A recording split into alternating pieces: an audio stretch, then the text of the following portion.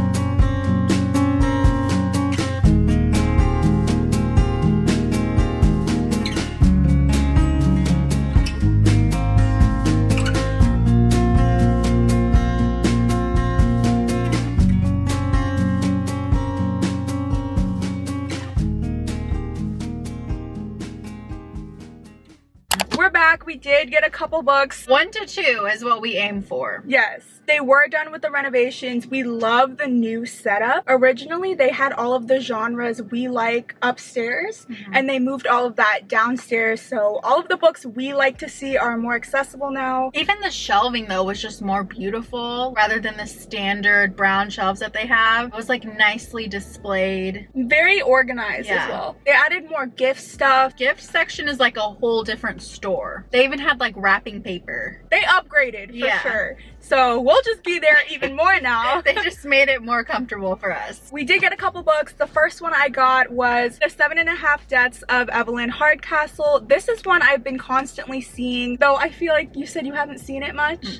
That's okay though. We're on completely different sides of book talk. I know it's a little bit older, but I am completely obsessed with the synopsis. The plot reminds me of a mix of Murder on the Orient Express and Happy Death Day, and this is why. It says, Evelyn Hardcastle will die every day until Aiden Bishop can identify her killer and break the cycle. So it's very much so he has to relive this day over and over again until he can solve this mystery. But a little twist on it, every time the day begins again, Aiden wakes up in a body of a different guest, and some of his hosts are more helpful than others. So I think this is going to be super interesting. The plot's already intriguing, so I'm hoping that nothing in this is predictable. I do have a lot of thriller mysteries already on my physical TBR. However, this one sounds so enticing that I feel like it's on my immediate TBR, and I need more books like that. Let me know if you have read this one. If you have good thoughts or opinions, let me know. I did get The Passengers. This was one that I've been wanting just because I feel like technology is becoming more advanced now, and we're truly out here relying on like self-driving Tesla cars.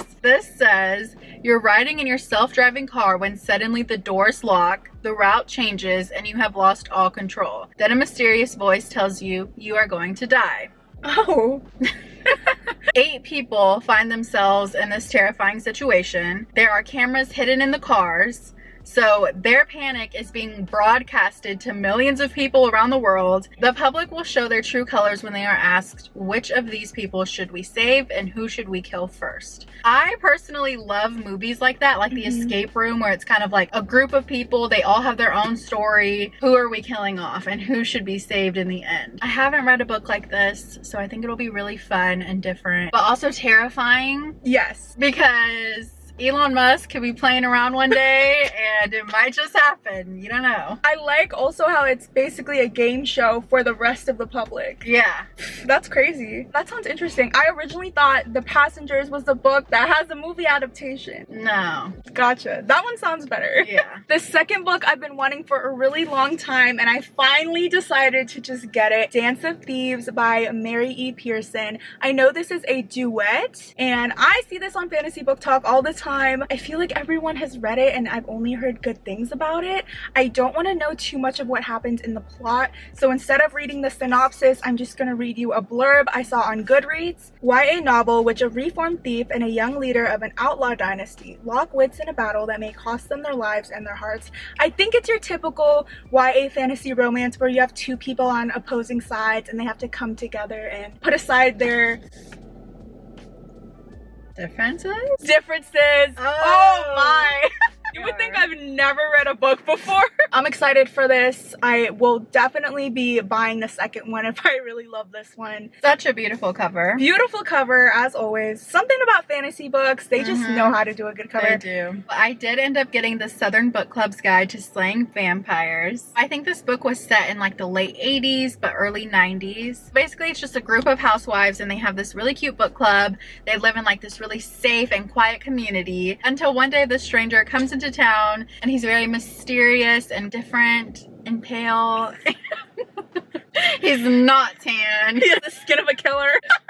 He's a vampire. So this book club is going to try to protect their community from this stranger. I think it sounds good. Clever and addictive. There you go. There you go. That's all you need to know. This will be my first Grady Hendrix book, so I'm very excited. I will probably read it sometime in the fall. I loved the show Desperate Housewives. And it's basically a mix between Desperate Housewives and Edward Scissorhands, if you've seen that. So that is quite the mix. Quite the mix. So good. Hopefully I love it. Lastly, I did end up finding the Caraval box set. Yes, I already took off the plastic. They had the whole series, so I had to get it. I've been wanting to work my way through the classic fantasy series. I'm reading the Mortal Instruments right now. I own the first few in that Cinder series. I have this one now. I'm trying to just slowly grow my collection. This one I know everyone's really liked. All I know about it is it says a legendary competition, a mesmerizing romance, an unbreakable bond between two sisters. I love stories that surround siblings,